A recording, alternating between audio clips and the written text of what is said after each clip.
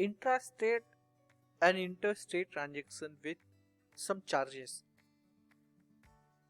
Basically इस case study में, इस ट्रांजैक्शन में हम ये चीज सीखेंगे कि जब कोई आप प्रोडक्ट सेल करते हो, कोई भी प्रोडक्ट सेल करते हो या फिर आप कोई सर्विस देते हो, तो डेफिनेटली उस सर्विस को देने में या फिर उस प्रोडक्ट की डिलीवरी करने में कोई ना कोई आपका एक्स्ट्रा खर्चा होता है। फॉर एग्जाम्पल, जैसे कि आपने प्रोडक्ट डिलीवर किया तो डेफिनेटली 10,000 रुपए का जो प्रोडक्ट आपने डिलीवर किया है उसको डिलीवरी करने के लिए आपने लेट से 500 रुपए का डिलीवरी चार्जेस पे किया। तो ऐसे केस में 10,000 रुपए के ऊपर तो प्रोडक्ट पे जीएसटी पे लगा ही लगा, और साथ साथ में आपने जो डिलीवरी की क्या उस पे भी जीएसटी लगेगा? तो क्या आपने जो डिलीवरी चार्जेस पार्टी से कलेक्ट किया तो क्या उस पे भी जीएसटी लगेगा? और लगेगा तो कैसे, और उसके पीछे रीजन क्या है? तो उस केस को ही हम इस पूरे वीडियो में समझेंगे। एग्जाम्पल यहाँ पे दिया हुआ है, following are the two transaction to place in the business which include additional charges to be recover from the buyer और द रिसिपिएंट। यानी कि कुछ केस स्टडी दिए हुए हैं जिसको कंप्लीट करने के लिए, यानी कि उस केस स्टडी में ऐसा इंफॉर्मेशन है कि हम कोई सर्विस या गुड्स देते हैं तो गुड्स के साथ साथ हमने कुछ एडिशनल चार्जेस भी पार्टी से, सामने वाले बायर से रिकवर किया हुआ है। तो पहला केस स्टडी ऐसा है, company rendered one in house corporation training on GST management to Vishal enterprises worth ₹15,000 plus 18% GST. तो कहने का मतलब यहाँ पर यह है कि हमने विशाल एंटरप्राइजेस को जीएसटी मैनेजमेंट के रिगार्डिंग ट्रेनिंग दी है और चार्ज लिया हमने उनसे 15,000 15,000 प्लस 18% जीएसटी। ये तो हमारा कॉन्ट्रैक्ट प्राइस था कि हम ट्रेनिंग देंगे, आपसे 15,000 रुपया प्लस जीएसटी लेंगे। लेकिन अब यहाँ पे दिया हुआ है, in addition company incurred travelling and food expenses for the tour. यानी इन्हें कंपनी वहां पे आने जाने के लिए, मतलब उनके लोकेशन पे आने जाने के लिए अपने पॉकेट से 3,000 रुपीज खर्च किया है। तो ये खर्च भी सामने वाली पार्टी ने बोला था कि आप हमें बिल सबमिट कर दो, हम ये खर्च भी उसी बिल में लगा के दे दो, हम दे देंगे। तो ऐसे केस में आपको 15,000 प्लस 3,000 यानी कि टोटल कितना पार्टी से लोगे? 18,000। तो ये जो जीएसटी अमाउंट है, ये जीएसटी अमाउंट क्या सिर्फ 15,000 पे लगेगा या सिर्फ दोनों को मिला के? सिंपल आंसर है कि अगर आपने प्रिंसिपल प्रोडक्ट के सप्लाई या फिर सर्विस रिलेटेड आपने कोई भी एक्सपेंसेस किया है और कॉन्ट्रैक्ट में है कि ये पार्टी सामने वाला उसको रिम्बर्समेंट के तौर पे आपको वापस करेगा, तो डेफिनेटली आपका जो टैक्स अमाउंट बनेगा 15,000 प्लस 3,000, 18,000 के ऊपर आपको 18% जीएसटी लगाना होगा। अब यही सवाल कई लोग कर सकते हैं कि अगर अलग अलग प्रोडक्ट होता, अलग अलग रेट, तो वो केस हमने केस नंबर 2 में डिस्कस किया है। फिलहाल ये दिस इज सर्विस रिलेटेड है, तो इसका एंट्री हम कैसे रिकवर करेंगे, इसकी एंट्री कैसे बुक करेंगे? तो यहाँ पे प्रिंसिपल आपका क्या इनकम हो गया कि आपने प्रोफेशनल ट्रेनिंग दी है, वो आपका एक इनकम है। फिर आपने as a client expense reimbursement के तौर पे 3,000 कलेक्ट किया है, वो भी आपका एक तरह का इनकम है। टोटल आपका 18,000, उसके ऊपर 18% जीएसटी लगाना है। पार्टी का GST number from Tamil Nadu, Tamil Nadu यानी कि चेन्नई, एग्जांपल के तौर पे मान लो पार्टी चेन्नई की है। ये आपका इनवॉइस नंबर है, डेट दिया है 5 जून, सर्विस अकाउंटिंग कोड दिया हुआ है। तो चलिए ये एंट्री हम टैली में बुक करके देखते हैं। तो टैली में 5 जून की एंट्री रिकॉर्ड करेंगे, हम डेट सेलेक्ट करेंगे 5 जून। वाउचर होगा हमारा सेल्स। सेल्स में हमारा इनवॉइस नंबर हमें एंटर करना है। इनवॉइस नंबर हमारा यहाँ पे दे रखा है STA 008। तो ये आपका इनवॉइस नंबर। फिर यहाँ पर आता है बात पार्टी का विशाल एंटरप्राइजेस। विशाल एंटरप्राइजेस में हमने उनका detail, that is party, debtor, उनका नाम, एड्रेस और साथ साथ में जीएसटी नंबर यहाँ पे मेंशन कर रखा है। डिलीवरी चालान, डिस्पैच, बिकॉज हम प्रोडक्ट की डिलीवरी नहीं कर रहे तो ये डिटेल को फिलअप करने की जरूरत नहीं है। यहाँ पे पार्टी का डिटेल आ गया, that is right. Sales ledger, because ये हमारा सर्विस है, प्रोडक्ट सेल नहीं करे तो हम इसका मोड चेंज कर देंगे, change mode as account invoice mode. Now अब बात आती है कि आपका ये इनकम क्या है, आपने एज अ ट्रेनिंग फीस ली है, तो आपका ये लेजर बनेगा एज अ प्रोफेशनल फीस बोलो या फिर अपने चार्ट ऑफ अकाउंट्स के हिसाब से ट्रेनिंग फीस बोल सकते हो आप इसको। आप अपने हिसाब से अपना चार्ट ऑफ अकाउंट जो मेंटेन करते हो उसके हिसाब से लिख सकते हो training fees. It should be under direct income या सेल्स, बिकॉज ये इनकम है तो आप इसको सेल्स भी ले सकते हो या फिर डायरेक्ट इनकम भी ले सकते हो। अगर आपका सर्विस ओरिएंटेड बिजनेस है तो आप इसे चाहो डेफिनेटली चार्ट ऑफ अकाउंट्स कहता है कि इनकम में लेना चाहिए, डायरेक्ट इनकम में, लेकिन आप इसको सेल्स में भी लोगे तो कोई बड़ी प्रॉब्लम नहीं, अल्टीमेट आपका दोनों का मेन पर्पज एक ही है। जीएसटी एप्लीकेबल यस करना है। Now it is service related, तो हम इसे क्या करेंगे यहाँ पे यस करेंगे। Set alter GST detail yes किया। डिस्क्रिप्शन में हमने एज अ सर्विस एंटर किया। अब बात आता है इसका service accounting code, that is 995474 995474। Non GST item तो है नहीं, ट्रांजैक्शन टाइप लेने की जरूरत तो अपने को भी नहीं है। टैक्सेबल यहाँ पे हम लोग लेंगे 18 अपना टैक्सेबल होगा और रेट डिफाइन करेंगे यहाँ पे 18%। नेचर ऑफ सप्लाई सर्विसेज, यहाँ पर आपका अमाउंट आ जाएगा 15,000 रुपीज, राइट। 15,000 रुपीज तो हो गया। अब आपका आता है क्लाइंट एक्सपेंस रिम्बर्समेंट, यानी कि जो आपने खर्चा किया था अपने पॉकेट से वो भी आप रिकवरी करोगे, तो आप उसको एज अ रिम्बर्समेंट एक्सपेंस बोल सकते हो, क्लाइंट एक्सपेंस रिम्बर्समेंट, बिकॉज ये सर्विस रिलेटेड है तो इसको रिम्बर्समेंट मैंने यहाँ पे एंटर कर दिया है। ये आपका इनकम ही होगा एक तरह का, ये आपका इनडायरेक्ट इनकम हो जाएगा।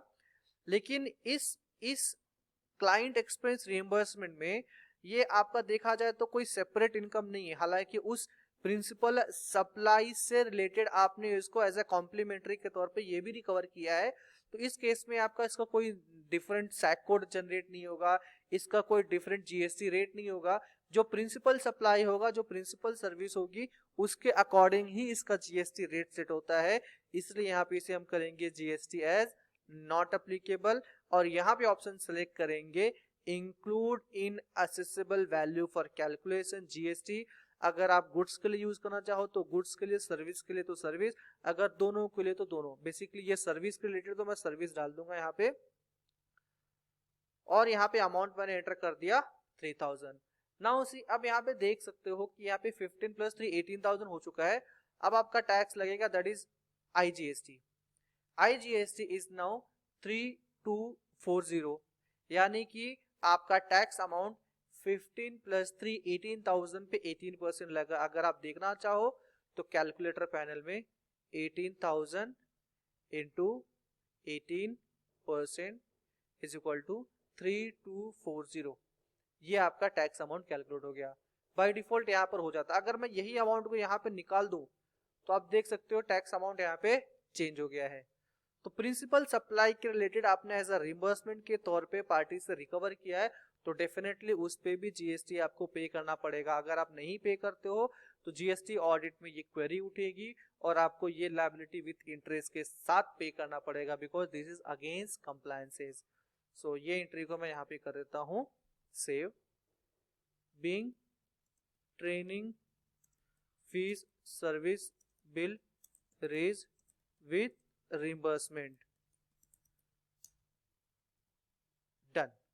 ये हो गया आपका पहला case, perfect with example. Now case number 2 पे मूव करते हैं। अब यहाँ पे केस नंबर 2 पे हमने यहाँ पे पहले डिस्कस किया कि अगर दो अलग अलग रेट रहेंगे तो कैसा होगा। See, company made a sales of following item to Raj Infocom. Raj Infocom को सेल किया है। Item number 1 JBL speaker 5 quantity, इसका HSN कोड, इसका जीएसटी रेट 12% है, याद रखना। दूसरा हेडफोन इन्होंने डिलीवर किया है, इसका जीएसटी रेट 5% है। अब जीएसटी रेट एक्चुअल में क्या होगा वो हमें नहीं मालूम, एग्जांपल के तौर पे यहाँ पे हमने एंटर किया, तो ये 12% और ये 5%, दो अलग अलग जीएसटी रेट हैं। In addition to deliver the product to buyer address, मतलब बायर के एड्रेस पे प्रोडक्ट को डिलीवर करने के लिए कंपनी ने एक्स्ट्रा डिलीवरी चार्जेस लिया है, दैट इज 1000 रुपीज। अब ये 1000 रुपीज लिया है तो डेफिनेटली इस 1000 रुपीज पे भी जीएसटी लगेगा। तो ये सवाल आएगा कईयों के मन में कि ये 1000 रुपीज पे 12% जीएसटी लगेगा या ये 5% जीएसटी लगेगा। तो मैं बता दूं ये 1000 रुपीज पे जीएसटी पे दोनों जीएसटी लगेगा, 12 भी लगेगा और 5 भी लगेगा। क्यों, कैसे, ये प्रोपोर्शनेट में डिवाइड हो जाएगा। अब ये 3500 इंटू 5 करो जो वैल्यू आएगी, 10 मल्टीप्लाइड बाय 12 करो जो वैल्यू आएगी। तो दोनों वैल्यू का जो, यानी कि दोनों प्रोडक्ट का जो वैल्यू है दैट इज सेल वैल्यू, उस वैल्यू के रेशियो में ये 1000 रुपीज अप्रोप्रिएट वैल्यू डिवाइड होगी। यानी कि लेट से 400 रुपए चला जाएगा आइटम 1 में, 600 रुपए चला जाएगा आइटम 2 में, तो 400 पे लगेगा 12% जीएसटी और 600 पे लगेगा 5% जीएसटी। यानी कि आपको कैलकुलेट नहीं करना है मैनुअल वे से, टैली खुद ब खुद कैलकुलेट कर लेगा। कैसे, तो चलिए इसी एंट्री को हम टैली में करके देखते हैं। तो इस एंट्री को रिकॉर्ड करेंगे, डेट यहाँ पे डेट मेंशन किया हुआ है, नहीं हाँ मेंशन किया हुआ है यहाँ पे 6 जून, ठीक है। तो 6 जून को एंट्री रिकॉर्ड करते हैं। ये हो गया 6 जून सेल्स, यहाँ पे सेल्स की एंट्री, सेल्स में ऑलरेडी सिलेक्टेड है।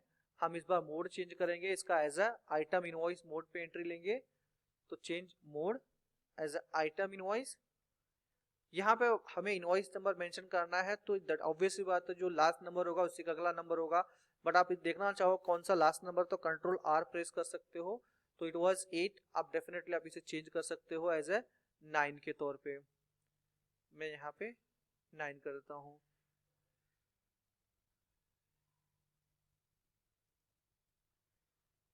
तो ये इनवॉइस नंबर। अब party name is Raj Infocom enterprises. Party कहाँ की है, पार्टी का जीएसटी नंबर दिया हुआ है महाराष्ट्र का, तो पार्टी महाराष्ट्र की है, तो महाराष्ट्र का जीएसटी नंबर मैं यहाँ पे एंटर करूंगा। इट शुड बी डेटर्स, और मान लो ये मुंबई का एड्रेस आपको मेंशन करना है, state, pin code, regular GST registration number यहाँ पे मेंशन किया हुआ है स्टार्टिंग विद 27, ये मैंने यहाँ पे एंटर कर दिया है। नाउ ये आपका लोकल सेल्स है, लोकल सेल्स है तो ऑब्वियस बात है आप यहाँ पे लोकल सेल्स लेजर सेलेक्ट करोगे। प्रोडक्ट नाम क्रिएटेड नहीं है, प्रोडक्ट का नाम भी क्रिएट कर लेते हैं, JBL 052 start speaker. Numbers, quantity में नंबर्स, यहाँ पे यूनिट क्वांटिटी कोड और जीएसटी एप्लीकेबल। साथ में हमें यहाँ पे इसका गुड्स का HSN कोड डिफाइन करना है। HSN कोड दिया हुआ है यहाँ पे। इसका जो टैक्सेबल रेट है वो है आपका 12%। यहाँ पे स्टॉक आइटम का जो जीएसटी कॉन्फ़िगरेशन है इसको हमने ऑलरेडी डिटेल में डिस्कस कर लिया है, इसलिए मैं वापस से हर एक पॉइंट को एक्सप्लेन नहीं कर रहा हूँ। क्वांटिटी है इसकी each 3500, each 3500, 5 quantity 3500, that is value 17,500। Next one is boat headphone है 10 quantity 1200 each. Numbers, HSN code, इसका सैक कोड मैं मेंशन कर देता हूं एज अ डमी के तौर पे। इसका जो जीएसटी रेट है वो 5% है। गुड्स, इसका जीएसटी रेट 5%, 10 क्वांटिटी 1200 का एक। नाउ सी, अब यहाँ पे देखना, यहाँ पे पहले वाले प्रोडक्ट की हो गया 17,500, दूसरे का हो गया 12,000। अब ये दोनों का रेशियो निकाला जाएगा। तो रेशियो को निकालने के बाद अब हमें यहाँ पे डिलीवरी चार्जेस बोलो, ट्रांसपोर्टेशन चार्जेस बोलो, डॉक्यूमेंट चार्जेस बोलो, यानी कि उस पर्टिकुलर प्रोडक्ट को सप्लाई करने के लिए आपने जो चार्जेस सामने वाली पार्टी से कलेक्ट किया है वो एक तरह का आपका इनकम है। और वो इनकम है तो डेफिनेटली आप उस पर टैक्स चार्ज करोगे। अब होता क्या है बेसिकली, देखो इसको डिटेल में अगर हम डिस्कस करें तो आपने किसी ट्रांसपोर्टर को हायर किया रहेगा प्रोडक्ट को डिलीवर करने के लिए, बिकॉज आप सप्लायर हो। तो हो सकता है कि आपके पास खुद की अपनी गाड़ी हो, आपके पास खुद का अपना व्हीकल हो, या फिर आपने किसी ट्रांसपोर्टर को हायर किया कि भाई काम करो, ये अंधेरी से ये उस लोकेशन पहुंचा कर आ जाओ प्रोडक्ट। तो हो सकता है कि जो ट्रांसपोर्टर वाला 500 रुपया चार्ज करे, लेकिन आप सामने वाली पार्टी से 1000 रुपया कलेक्ट कर रहे हो, तो डेफिनेटली आप वो एक तरह का इनकम ही हो गया आपके लिए, बिकॉज आपने प्रोडक्ट को सप्लाई करने के लिए जो सामने वाली पार्टी से कलेक्ट किया एक तरह का इनकम है। हालांकि उसका एक्सपेंस भी आप अगर अपने सिस्टम में बुक करोगे तो वो नलीफाई हो जाता है, उसका कोई इंपैक्ट नहीं आएगा, बट आपको लायबिलिटी डेफिनेटली उस पर पे करनी पड़ेगी। तो अब हम यहाँ पे सेलेक्ट करेंगे एज ए ट्रांसपोर्ट चार्जेस बोलो या डिलीवरी चार्जेस बोलो। अच्छा, तो फिर यहाँ पे लोग ये सोचेंगे ये ट्रांसपोर्ट चार्जेस जो कि हम लगाएंगे जब हम प्रोडक्ट की डिलीवरी कर रहे हैं उस टाइम पे, तो एक तो और भी होता है ट्रांसपोर्ट एक्सपेंसेस। अगर हम लोगों ने मान लिया वो वही ट्रांसपोर्ट वाले को हायर किया, वही यहाँ पे एक बहुत ही बारीक लाइन है, मैं आपको जो एक्सप्लेन कर रहा हूँ बहुत इंपॉर्टेंट चीज है ये। कोई डेफिनेटली आपको उस लेवल पे एक्सप्लेन नहीं करेगा, एग्जांपल समझो। इस एग्जांपल में ये कहने का मतलब हो गया कि अब इस एग्जांपल में मान लो आपने कोई ट्रांसपोर्टर ABC हायर किया है कि सर ये प्रोडक्ट को यहां से वहां पहुंचाने के लिए आप 1000 रुपया उस ट्रांसपोर्टर को दोगे। मान लो 1000 रुपया ही दोगे आप। उस ट्रांसपोर्टर आया आपके पास, टेम्पो वाला बोला सर ये माल लेके आने के लिए मैं 1000 रुपया लूंगा। आपने बोला ठीक है भाई 1000 रुपया। तो आप इस केस में क्या हो सकता है, 1000 रुपया अगर सामने वाला पार्टी बोलेगा मैं पे करूंगा, यानी कि बायर खुद ही बोल देगा कि मैं पे कर दूंगा, तो फिर ऐसे केस में आप डिलीवरी चार्जेस तो लगाओगे नहीं, बिकॉज ये आपका लुक आफ्टर ही नहीं बना। सामने वाला पे कर रहा है, उसने पे करा तो फिर आपका मैटर नहीं, बिल में आपको लगाने की जरूरत नहीं है। लेकिन बायर ने बोला था नहीं नहीं, आपने बोला था डिलीवरी चार्जेस इंक्लूडेड, ठीक है आप ही भरोगे आप ही सब कुछ करोगे। आपने बोला ठीक है सर कोई बात नहीं, मैं डिलीवरी चार्जेस में आपसे लगा रहा हूँ, कलेक्ट करूंगा। तो ट्रांसपोर्टर क्या करेगा, आपको एक बिल देगा 1000 रुपए का। आपके पास एक बिल आएगा ट्रांसपोर्टर का, और वो 1000 रुपया आपने जो भरा है वो सामने वाली पार्टी से आप क्या करोगे, कलेक्ट करोगे। तो ऐसे केस में आपके दो ट्रांसपोर्ट एक्सपेंस हो गए आपके। एक एक्सपेंस हो गया जो ट्रांसपोर्टर वाले से बिल आया, और एक हो गया आपके पास ट्रांसपोर्टर जो सामने वाली पार्टी से कलेक्ट करोगे वो इनकम हो गया आपका। हालांकि एक्सपेंस और इनकम 1000 रुपीज का ही है, तो ये डेफिनेटली जीरो हो जाएगा, इसको कोई इंपैक्ट नहीं आएगा। बट आपके जो लेजर बनेंगे, यहाँ पे दो लेजर होंगे। एक होगा ट्रांसपोर्ट एक्सपेंसेस जो कि आपके P&L के डेबिट साइड का पार्ट होगा। दूसरा होगा ट्रांसपोर्ट चार्जेस जो कि एज ए आप प्रिंसिपल प्रोडक्ट को सप्लाई करने के लिए यूज करोगे। आप बोलोगे क्यों नहीं, एक ही लेजर में क्यों नहीं काम हो सकता, दो अलग अलग क्यों बनाए? आप बना सकते हो, बट प्रॉब्लम क्या है, टैली में आपको दिखाता हूँ यहाँ पे प्रॉब्लम क्या है। अब ये देखो ट्रांसपोर्टेशन चार्जेस का लेजर मान लो आप बना रहे हो, आप एक ही लेजर रखो ट्रांसपोर्ट एक्सपेंसेस। आप बोलोगे मैं एक ही बनाऊंगा, मुझे दो अलग अलग नहीं चाहिए, बिल्कुल। तो मैं इसको एज ए एक्सपेंस बनाता हूं, लेकिन जब सामने वाला पार्टी जब बिल देगा GST लगा के या विदाउट GST, तो यहाँ पे GST इनेबल करना पड़ेगा, राइट। तो GST इनेबल करके उसका HSN कोड है, उसका सैक कोड डिफाइन करना पड़ेगा, उसका रेट डिफाइन करना पड़ेगा, राइट। बट यहाँ पे दो प्रोडक्ट डिलीवर हो रहा है, तो यहाँ पे आप गुड्स का सैक कोड या HSN कोड क्या डिफाइन करोगे, बिकॉज यहाँ पे GST रेट जो लगेगा वो according to these two product लगेगा, राइट।